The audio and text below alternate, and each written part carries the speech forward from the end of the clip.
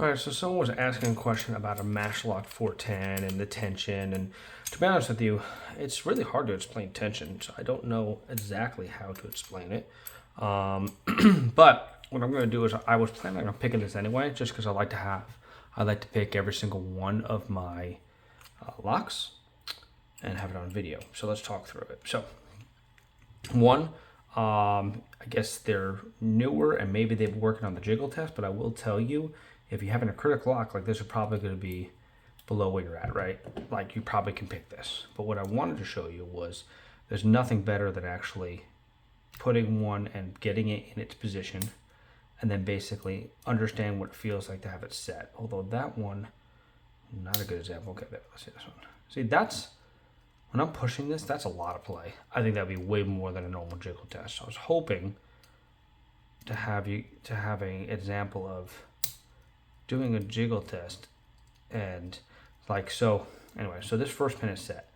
Look how much room there is. That's a huge jiggle, and normally I wouldn't say you'd have that much jiggle. Look how much room, look how much movement there is in my pick. That's a lot. So this is probably a bad example. So let's just throw that over there. So what I find, so we're talking about tension. I don't know exactly what to tell you. So again, I don't use this side because it's not enough room. So I use this side. All right, so I'm going to put it in here. And this one right here, it's not the largest one. I think the largest one is like a 0.5 or 0.05. I can't remember what the scaling is. But anyway, this is a from Sparrow. And it's just like the biggest one you can get that's not in the heavy bars. So I think it's a 0.04 or 0.4, I can't remember. But anyway, so it's basically the exact size of this. So it barely fits. But watch. So this is the only way I can explain it to you. Some people said light tension, and I don't think there's anything wrong with that. I'm a lefty, by the way, so this is going to be upside down. I apologize if that does not help you. But I put, like, see that? See how much it's flexing? That's how much tension I put on it. So, like, this maybe would be heavy. Everyone, like, what you call heavy might not be someone else's. So first thing I do is I always turn the core, and then apply a little more tension. So what I'm going to do here is I'm going to come in here, and I'm going to go to the first pin and push it in. It goes in, so obviously not binding. I'm going to move on. Number two. Two is not binding, okay? Three. Three's binding a little. So what I'm going to do is I'm going to push it in. And again, look how much is bending, if you could see. See how much is bending on there? Okay, so I got a lot of pressure on it. So I'm going to push it in. And what I've learned is, okay, so there's nothing there. I'm going to reset it just because I think all the movement. Look how much bending. Okay, so again, I don't know the tension, so nothing. I'm going to push in. Nothing. I'm going to move on. Okay, so that's the first click. So, you know, some of these can be spools, some of these can be serrated. Don't 100% know. But what I've learned and practiced in this is just trust when you hear a click. Because worst case, later it might be serrated and you get another click. But if you keep pushing them in, you'll probably overset. And I've actually had that happen. I went to an American Lock, 1100, and went away from it. When I came back in, I was oversetting constantly. And I didn't even realize it until I progressively picked it. I had to literally go back to 3 pins, and then I realized the first click was actually where it belonged. And I was pushing it so deep because I figured, oh, there's a lot of noise, it's serrated, I should hear a whole bunch of clicks. So I think it's because of the heavy tension, the click so I just do one click. And I'll just do one click, I trust the clicking. So one time at a time. Okay. Okay, so I got a couple clicks. So what I'm going to do now is go back to the basics. So I'm going to go to the first one and push in. There's no binding. I'm going to move on. 2.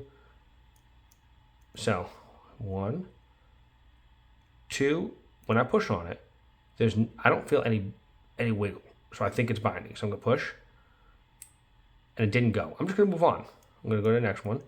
So that one have a little bit of movement and then stops dead. So I think that's set. Because again, that's a jiggle test. Next one, it doesn't move at all. I'm pushing it. And I didn't hear a click. So if I overset it, technically that number 1 pin that just wouldn't set, I mean, I shouldn't be able to set that pin. So I'm going to move on because I think I overset it. No, I just hit 3. So if I would have overset it, I think that I wouldn't have been able to get that last pin, which actually I think was pin 5, not 3. I don't know why I said 3. So back to 1. Now 1 is also binding. That's good. It means I didn't overset it. And now I just got a false set. Okay, so I've picked this lock already, so don't think I'm like doing it magically. And of course, if this was like Boston Bill, Lockpick Lawyer, they'd be like, oh, that's it. I do not have the knowledge of that. So this goes into the false set. So sometimes that will go into a false set. Like if you're using an Abus 5540, you know how the number 1 pin tends to be that standard pin. So when you put that in, all of a sudden you get a false set, meaning everything else was a spool. But in this case, I know that that is not, that's actually a spool. So when I clicked it in, now normally when I would keep pushing, you'd feel the counter rotation. But because I'm putting so much pressure into it, I couldn't. So I have to do trial and error. I'm not good at getting these set with light tension. So you see how much there's bend in here. So what I did was I actually took the time and I'd literally be pushing. Oh, that click too, and that is not normal. So I'm in the false set and cause a click. What I do is I go through every single one, and what I do is I would apply a little bit of pressure, just a little flex of pressure you can see. And I'm looking to see if anything pushes against my thumb. Now with this much tension, I really don't feel anything. But what I do is that's kind of my way of I go through all of them real quick just to see if I feel anything. Then after that, I'm going to do the jiggle test. So I'm going to go to number 1. There's no jiggle on that whatsoever. It makes me think that's a spool, and because I picked this before, I actually know it is. But I'm just talking through how I felt in the beginning. So then I go to number 2. I'm pushing. Look, there's a jiggle. Now that's a lot of jiggle. I go to the next one. There's no jiggle to it. So I'm going to try to push this in and see if it clicks. It doesn't. I'm going to leave it alone because clearly it might be set and the jiggle test just didn't work the way I wanted it to, or it didn't work for me. So I'm going to go through and I feel a little bit of jiggle. It's so subtle. Like, look how much movement there is. You can see from the top of the pick the movement, but there's nothing really on the bottom. It's so subtle, and I think it's because of the amount of tension I put on. But anyway, I actually would go through here, and I just started messing with them. I would actually push into a pin and actually overset it, and you can feel, like, I could feel this rotate back and then not dropping anything. And I'm like, okay, it wasn't pin number 3. All right, it wasn't pin number 4. And I just kept getting to the false set and then checking every single pin. What I didn't realize was that it was pin number 1, and I couldn't get to it with this tool.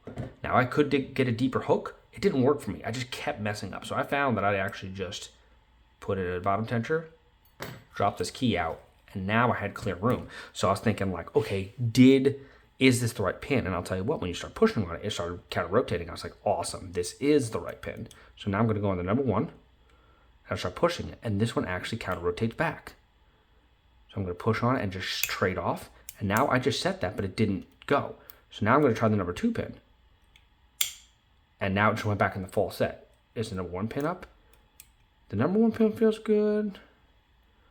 Number 2 feels pin. So now, number 3 just dropped. And I can't really get to it with this bottom of the key. So I'm going to try to get to it. I worked my way into it, and I did get into it. So I'm going to go back up to number 1. And I have no clue what I just overset.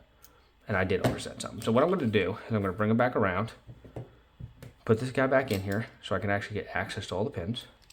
Again, it might not work for you, but I'll tell you what, I have practice trying other people's methods, and I just learned that I'm just going to do whatever I can that works best for me. In the back feels like it might be, no. I'm going to do whatever works for me. So I suggest to say I'm going to let up a little tension. I'll let up a little tension. Let 1 drop. Okay, 1 dropped. I don't know what pin it is. Okay, so I just heard a click and it felt like the false set. I'm just going to go through every single one and push them down just to make up. Nope, say now I went to a deeper false set. I go all the way back and push a 5 in. So again, back in that deep false set. And what I was saying before I started talking about what I was doing, is that this works for me. So I don't necessarily need, I try to use longer hooks and make it work for me. And it doesn't. So just find what works for you. And just as you get better, I think it'll just naturally happen. Same thing with me. So I just actually went into a deeper false set, which makes me think it's just number 1 that's left. So it's about having the right trade-off. And there's right trade-off. And that's how I got into it. Might work for you, might not work, but that jiggle test, it's just a different method. I go in, I try to do the jiggle test. Sometimes I can't tell. But eventually when I get into a false set, I literally try every single pin to see that when I push it in, you should feel it counter rotate. And because they weren't spools, they would counter rotate, but I'm actually just oversetting a pin. But what happens when I push it in, I heard no click. When I push it all the way in, it felt that feeling that kind of you get used to where you're like, okay, I overset it. And I was like, not that pin, not that pin. And eventually I was like, you know what? It's probably the number 1 because I can't get to it. Flipped everything around and it worked out for me.